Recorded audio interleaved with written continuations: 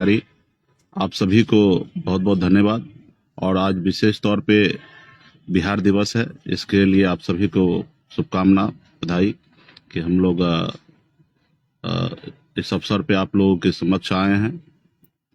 और ये समझ में नहीं आ रहा है कि कहाँ से चालू करें और कहाँ पे जाके खत्म करें।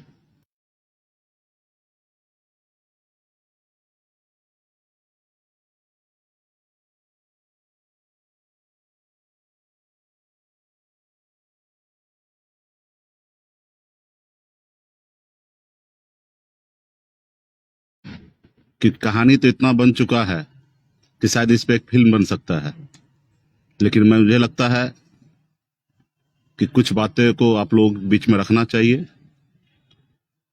और बहुत सारे ऐसे बातें हैं कि मैं आपके बीच में नहीं रख सकता हूं, क्योंकि सरकार में हम हैं, एनडीए गठबंधन में हैं। कुछ चीजें बंद कमरे में बात होता है और कुछ चीज बाहर निकलने जैसी चीजें होता है। तो लेकिन इशारा आप सबको समझना है। हर एक जगह पे आप लोगों ने हमें साथ दिया। आपके साथ और आपके सहयोग के दम पर आज हम लोग इस मुकाम तक पहुंचे हैं। लेकिन दूसरे लोगों के सहयोग से नहीं पहुंचे हैं, और वो लोग कभी नहीं चाहेगा कि आप आगे बढ़े। आज जो हमारे साथ जो हो रहा है, ये राजनीति नहीं हो रहा है, ये कूटनीति की जा रही है हमारे सहयोगी की तरफ से। कि वो देख रहे हैं कि हम बहुत तेजी से आगे बढ़ रहे हैं, और शायद आज हम 11 सीट पे इनसे समझौता करना पड़ रहा है। कल ये तेजी से आगे बढ़ेगा, शायद 21 पे समझौता करना पड़ेगा, या 31 पे करना पड़ेगा, या 51 पे करना पड़ेगा, या 100 पे करना पड़ेगा। क्योंकि जैसे जैसे आपकी ताकत बढ़ेगा, वैसे वैसे आपका डिमांड बढ़ेगा, और वो सामने वाले को ये हजम नहीं हो रहा है। तो इसलिए आपको समय समय पर ब्रेक करने का कोशिश कर रहा है। तो इस सारे चीजें से आपको घबराना नहीं है, हम सबको घबराना नहीं है। मजबूती से डट के सामना करना है। आप ही बताइए ना कि जो लोग सिर्फ 1.5 साल पहले 2020 में 11 सीट और एक एमएलसी से ऑफर देकर आपको साथ लिया और आपके सामने में झुका, क्योंकि मैंने कई बार कह चुका है कि मैंने किसी के दरवाजे पे नहीं गया था, लोगों ने हमें बुलाया। वो आपको ताकत को देख के बुलाया, ये नहीं कि मुकेश सहनी शाहरुख खान दिखता है उनको अपने साथ ले आओ, नहीं। वो आपके ताकत को देखा और आपको वोट को देखा।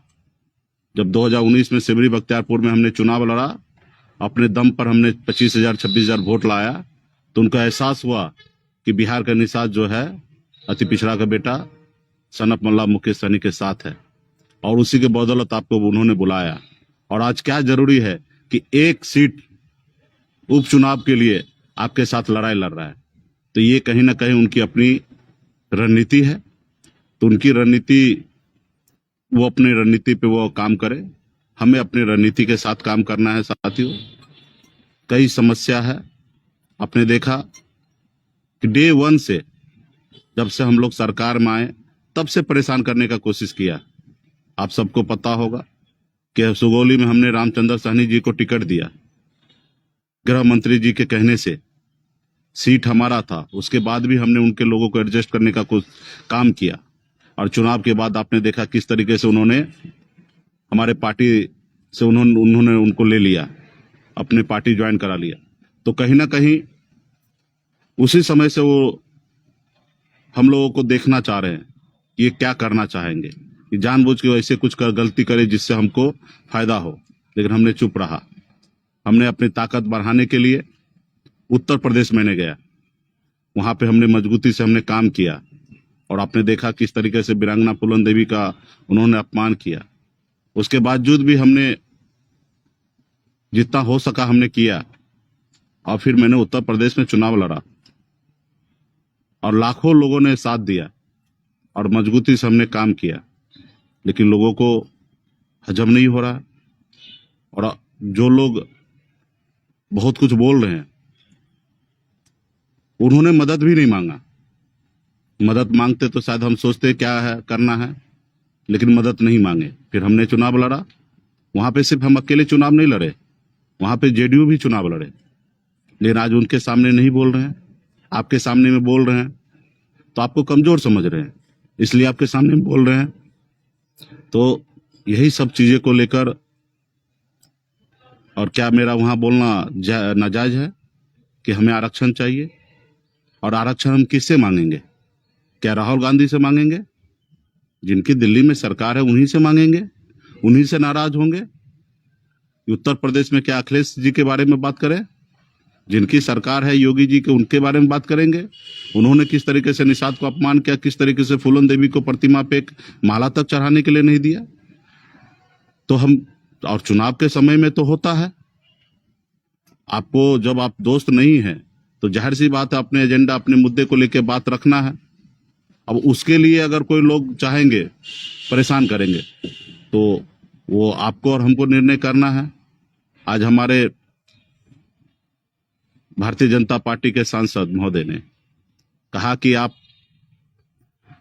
पाप किए हैं उत्तर प्रदेश में, उसका प्रायश्चित करने के लिए मुजफ्फरपुर बोछा आइए और बीजेपी को मदद कीजिए। यही समय है पाप का प्रायश्चित करने का।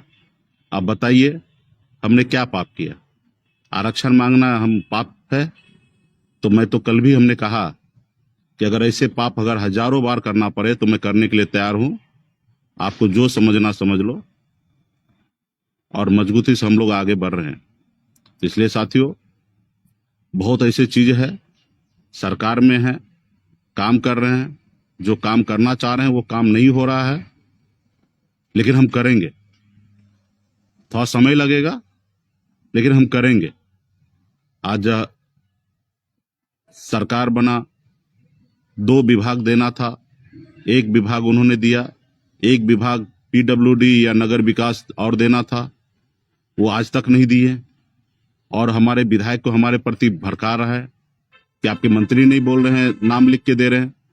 अरे भैया, पहले विभाग हमको ट्रांसफर करो, फिर हम आपस में विधायक के साथ बैठेंगे और फिर हम निर्णय लेंगे कि किनको मंत्री बनाना है। आप हमारे पार्टी के किसी विधायक को मंत्री बनाने का आप निर्णय नहीं ले सकते हैं।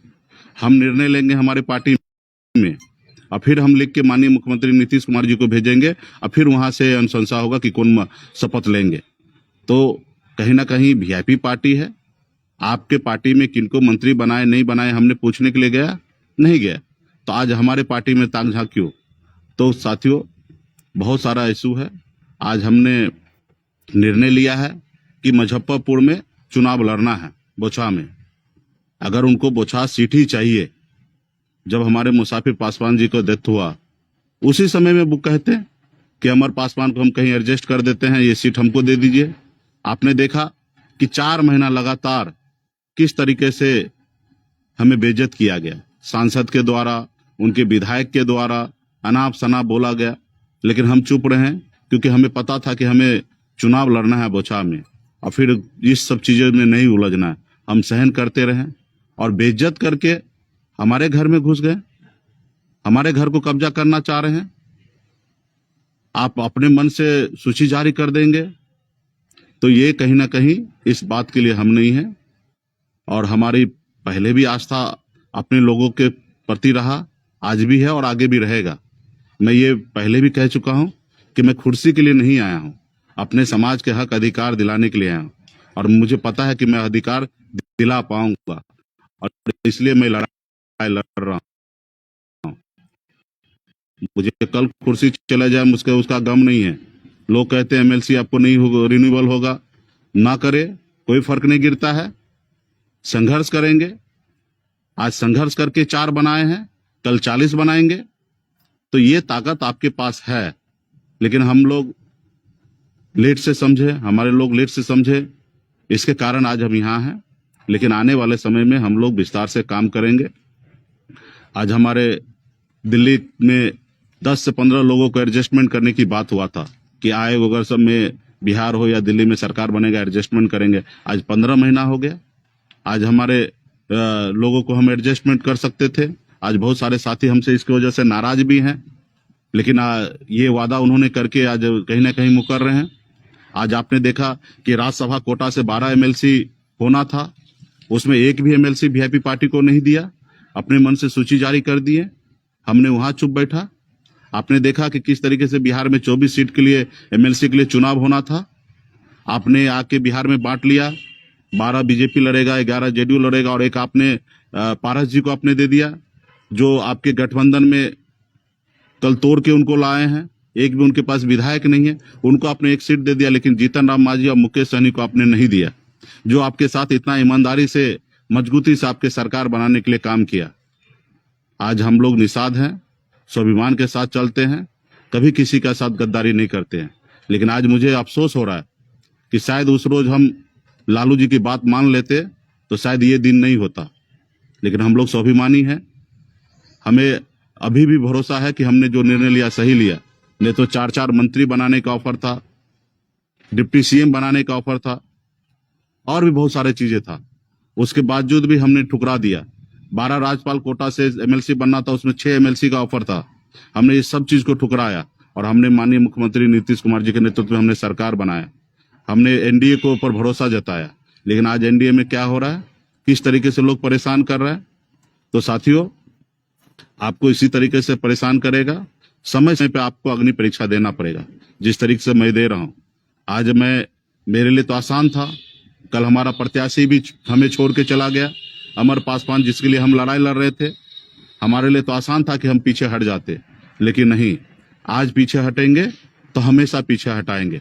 आजादी के 75 साल से हमारे लोगों को हमेशा लोगों ने पीछे हटाते रहा। एक लोभ लालच देकर एक विधायक का टिकट, एक सांसद का टिकट देते रहा और हमारे लोग उनके पीछे घूमते रहे। लेकिन वो समय को बदलाव में बदलना है और इसलिए अभी हमें पीछे नहीं हटना है। अंजाम जो भी हो उसका परवाह नहीं करना। और जब आपका और मेरा साथ है तो फिर जनता डिसीजन लेंगे, हम बोछा के जनता के बीच में जाएंगे।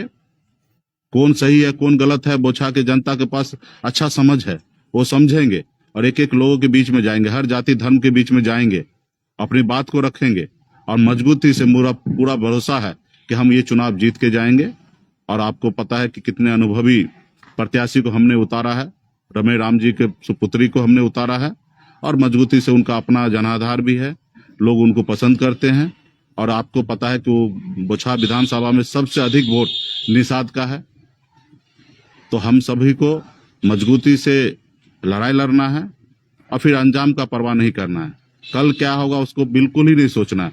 आज की जिंदगी को बेहतर जीना है और कल के लिए बेहतर भविष्य जो हो उसके लिए जीना है। कल हमारा नुकसान हो ना, इसके लिए नहीं सोचना है। हमें नुकसान को फायदे में कैसे परिवर्तन होगा, हमारे आने वाला पीढ़ी कैसे बेहतर राजनीति कर सकता है। आपने देखा ना कि लालू जी ने बदला ना, बिहार में अपने लोगों के हक अधिकार उन्होंने दिलाया। उत्तर प्रदेश में बहन मायावती ने बदला, काशीराम जी के बनाए हुए पार्टी आज उत्तर प्रदेश में दलित को भी आगे बढ़ाया, मुलायम सिंह ने किया, श्री रामविलास पासवान जी ने किया। तो क्या हम नहीं कर सकते? हम भी कर सकते हैं। हमें उस तरीके से मजबूती से लगना है। तो इसलिए साथियों, कल 23 तारीख को मुजफ्फरपुर में हमारे प्रत्याशी का नामांकन है। इसमें मैं चाहूंगा कि पार्टी के तमाम पूरे बिहार से शुभचिंतक, हमारे उत्तर प्रदेश के भी साथी आज बिहार में आने के लिए तैयार हैं।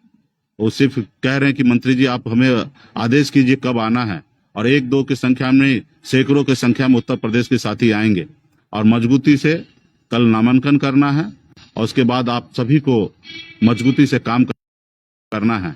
हमने 7 जगह एमएलसी चुनाव में भी हमने प्रत्याशी को उतारा है और 2 जगह हमने समर्थन दिया है। यहाँ पे भी 4 तारीख को वोटिंग होना है। आप सभी साथी को इस चुनाव में मजबूती से लगना है, हर प्रखंड में जाना है, अपने लोगों को समझाना है, बताना है, एक एक चीज गूगल से निकालकर, मोबाइल के जरिए, फेसबुक के जरिए एक एक चीज को बताना है कि किस तरीके से लोग आपको परेशान कर रहा है। अपना वोट को अपने पार्टी के पक्ष में गिराना है ताकि आपका ताकत दिखेगा। और आज जब तक आप हराएंगे नहीं तब को उनको समझ में नहीं आएगा। आपने एक बार हराया सहरसा जिला में उपचुनाव में, सिमरी बख्तियारपुर में, और आपने देखा कि उसका क्या परिणाम हुआ और आपके सामने में झुका। आज फिर हम हराएंगे, फिर 2024 का समय आएगा और आपके सामने में झुकेंगे। और अभी तो हम एक अलग रणनीति के तहत हम अगले 15 अप्रैल के बाद हम आप मैदान में आएंगे। एक एक बूथ पर बिहार में हम लड़ाई लड़ेंगे और अकेले 40 लोकसभा सीट को तैयारी करेंगे और बेगर किसी परवाह का कि हमें आने वाले समय में गठबंधन करना है। और मैं आपसे वादा करता हूं कि इस तरीके से हम काम करेंगे कि हम लोकसभा में भी हम किसी के पीछे नहीं घूमेंगे कि आइए हमसे गठबंधन कीजिए।